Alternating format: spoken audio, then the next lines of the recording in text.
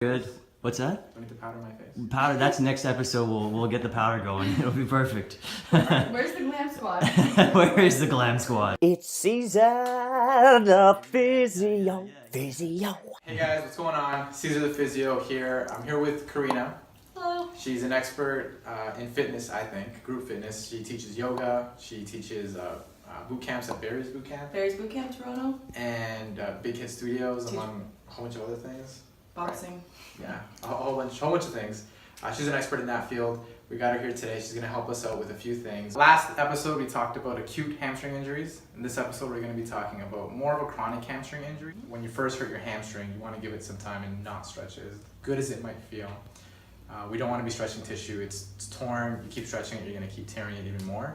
All right, so exercise 1 is called a Nordic hamstring curl. Why it's called that, I didn't have time to research. But Come on. it's a great way to eccentrically load your hamstrings. Again, you need something to anchor your ankles, or you can get yourself a buddy to help you. We need her to maintain her core position. We need her shoulders to be above her hips. She needs to maintain that throughout the exercise. I'm gonna hold on to her ankles. She's gonna let her upper body fall forward, and then she's gonna brace herself with her hands, not smash her face. When she did it on the way down, she maintained her core nice and solid. Her shoulders and her hips and knees were in line the whole way through. And did that burn your hamstrings? No, I definitely felt that in my hamstrings. Yeah. So for this exercise, what you're gonna do is 2 sets of 10. If that's too difficult for you, you can break it down 2 sets of 5, but I want you to do 3 sets of 5. Exercise number 2. This exercise is gonna help you do 2 things with the hamstring. The hamstring does 2 movements. It bends your knees and it extends your hips.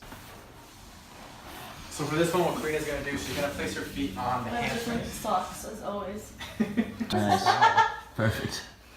So tight core.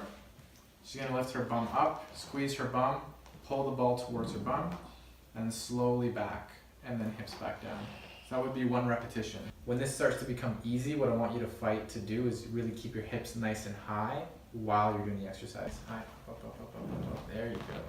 Back down. That's way harder now. Like I feel way better on my hamstrings.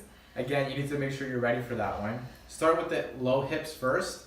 Do that for a couple of weeks. After that, you can work up to the high hip exercise or variation of this one. The higher the hips, the more stress is going to be on the hamstring, which you want eventually, but you need to work your way up to that. So for that second exercise, what you're going to do is 2 sets of 10. Again, if that's too tough for you, you're going to break it down to reps of 5, and I want you to do 3 sets. Nice and slow on the way down. These exercises shouldn't be rushed. You want to really work that eccentric load. The more you rush, the more momentum, the less of a benefit you're going to get. What does eccentric load mean?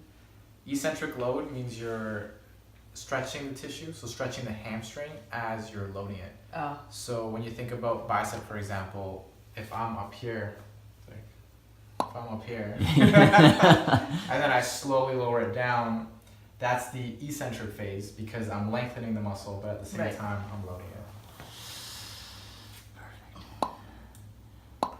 Caesar the Physio, signing out here with Karina. Karina Again. B. Karina B, the group fitness expert, reminding you guys that if you're feeling pain, you're probably not making gains.